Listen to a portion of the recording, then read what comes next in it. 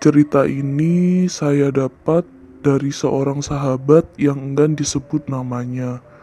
Dia bercerita kepada saya kalau pengalaman ini ia dapatkan ketika ia bekerja di sebuah rumah sakit sebagai sopir pengantar jenazah.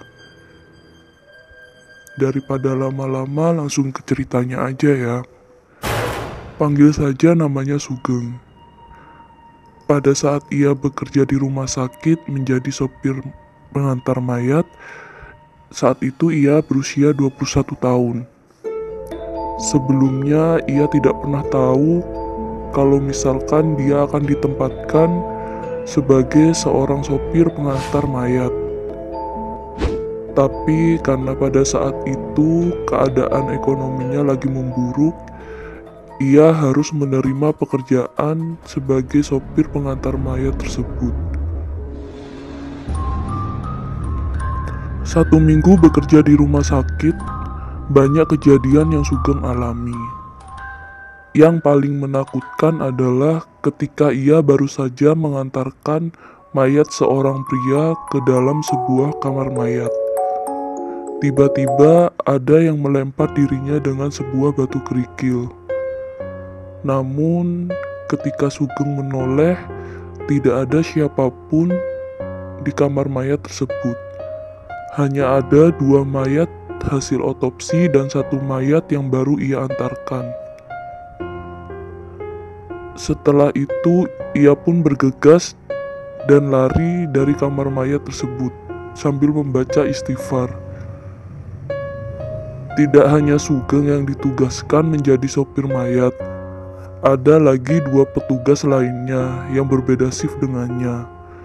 Dan kejadian-kejadian mistis tersebut memang sering pula menimpa 2 petugas lainnya. Jadi tidak hanya Sugeng yang mengalaminya. Cerita mistis yang Sugeng alami tidak hanya cukup sampai di situ. Pernah suatu ketika saat ia hendak mengantarkan mayat dan mayat tersebut berbicara kepadanya. Pelan-pelan bawa mobilnya, Pak. Suara itu lirih dan membuat Sugeng bergidik. Di mobil tersebut tidak ada siapa-siapa lagi, kecuali ia dengan seorang mayat wanita yang katanya korban kecelakaan. Mungkin tidak semua rumah sakit harus dipercayai sebagai tempat angker yang memiliki banyak interaksi dengan makhluk halus. Tapi memang tak sedikit cerita yang menceritakan bahwa memang seringkali banyak muncul penampakan di sebuah rumah sakit. Ada lagi sebuah cerita dari Sugeng. Waktu itu ia sedang melaksanakan piket malam. Entah kenapa pas saat itu malam Jumat. Tidak setiap hari ada pasien yang meninggal di sana.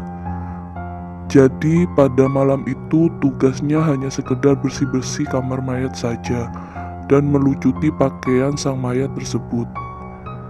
FYI, untuk pelucutan pakaian sendiri itu sebelumnya sudah atas dasar izin dari keluarga pasien. Penerapan ini memang tak banyak dilakukan oleh rumah sakit lain, hanya rumah sakit tertentu saja. Kembali lagi ke cerita. Cerita yang Sugeng alami saat ini sungguh amat di luar nalar manusia. Ya, ketika selesai melucuti pakaian mayat dan menyimpannya dalam sebuah plastik besar, dan Sugeng keluar dari ruangan mayat tersebut. Tiba-tiba ada seorang bapak-bapak yang memanggilnya. Sugeng pun menghampiri bapak-bapak tersebut. "Ada apa ya, Pak?" tanya Sugeng. "Antar saya," katanya. "Kemana, Pak? Tolong kuburkan saya." Astagfirullahaladzim. Sugeng pun kemudian berlari menjauh setelah mendengar perkataan dari bapak-bapak tersebut. Kemudian pada pukul 2 pagi seorang dokter menelpon Sugeng untuk segera membawa pasien yang baru saja meninggal dunia akibat serangan jantung. Sugeng pun bergegas ke ruang rawat di tempat di mana pasien itu berada. Saat ia sampai di ruangan tersebut dan menghampiri ranjang pasien, ia pun dibuat terkejut. Ya, pasien yang meninggal dunia tersebut adalah bapak-bapak tadi yang meminta Sugeng untuk menguburkan dirinya. Saat mendorong ranjang mayat bapak-bapak tersebut menuju ruangan mayat, Sugeng dengan tak henti-hentinya memanjatkan doa dengan berharapan tak ada lagi kejadian aneh yang menimpanya. Berbeda dengan Sugeng, ini adalah cerita dari salah satu rekan kerjanya. Jadi rekan kerjanya Sugeng juga pernah sempat merasakan interaksi makhluk gaib di rumah sakit tersebut. Panggil saja namanya Ahmad. Dia bahkan seringkali melihat penampakan wanita pucat di lorong menuju kamar mayat.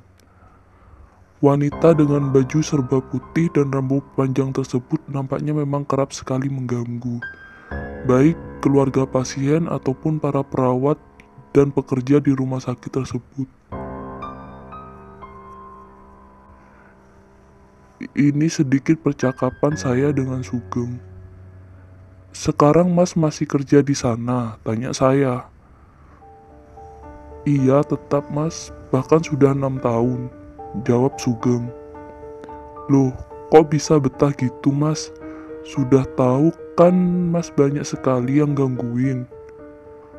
Sejak saya diterima tawaran kerja sebagai supir mayat di sini, karena awalnya keadaan keluarga saya yang sedang terpuruk, ya mau gimana lagi Mas? Saya terima konsekuensinya, lagi pula lama-kelamaan saya jadi terbiasa." Lanjut lagi, meskipun sudah lama bekerja, Sugeng masih memiliki rasa takut tersendiri dalam benaknya. Malam itu Sugeng tengah piket dan tiba-tiba ada korban kecelakaan yang datang dan dirujuk ke rumah sakit lain. Diantarlah pasien tersebut olehnya. Telah mengantarkan pasien ke rumah sakit rujukan, Sugeng pun balik lagi ke rumah sakit tempat di mana ia bekerja. Setelah sampai di rumah sakit tempat ia bekerja, Sugeng mengantarkan berkas ke bagian administrasi. Di bagian administrasi, Sugeng dimintai tolong untuk mengantarkan map ke ruangan dokter yang letaknya berada di dekat dapur. Malam itu pukul 10 malam. Sudah cukup sepi untuk ukuran rumah sakit. Tiba-tiba saja Sugeng merasa ragu, tapi tetap saja ia bergerak untuk mengantarkannya. Ruangan dokter ini adalah ruangan semacam tempat istirahat atau tempat bersantai. Tapi masalahnya ruangan tersebut berada di bagian pojok alias di ujung rumah sakit. Dengan gagahnya Sugeng berkata dalam hati, "Setan gak bakal makan manusia." Dan terus melangkahkan kakinya ke ruangan paling ujung. Gelap dan menyeramkan di rumah sakit tersebut. Perasaan Sugeng berangsur lega, karena terlihat ada bayangan manusia yang tengah berdiri di depan ruangan dokter tersebut. "Syukurlah aku nggak sendirian," ucapnya. Semakin dekat ia menuju ruangan tersebut, semakin ia merasakan kejanggalan. Semakin ia mendekat, semakin ada yang salah dari orang tersebut. Sugeng merasa bahwa orang yang ia lihat itu kakinya tidak nampak tanah. Tapi yang anehnya, tinggi orang tersebut menyerupai tinggi manusia normal pada umumnya. Logika Sugeng pun berkata, kalau setan mengambang harusnya terlihat lebih tinggi dari ukuran tubuh manusia. Tapi yang ia lihat persis sekali tingginya seukuran manusia normal pada umumnya. Semakin ia mendekat dan lebih dekat lagi, lalu kemudian Sugeng pun menyesal akan tindakannya yang merasa penasaran akan wujud tersebut. Memang benar, tingginya sama seperti manusia normal pada umumnya. Tapi wujud yang berdiri di depan ruang dokter tersebut adalah setan. Yang Sugeng lihat tersebut wujudnya hanya dari badan sampai kepala saja. Seketika Seketika jantung Sugeng pun berhenti berdetak 3 detik karena melihat pemandangan yang amat menyeramkan tersebut. Tapi mungkin Sugeng ini tidak punya rasa takut dan terbiasa.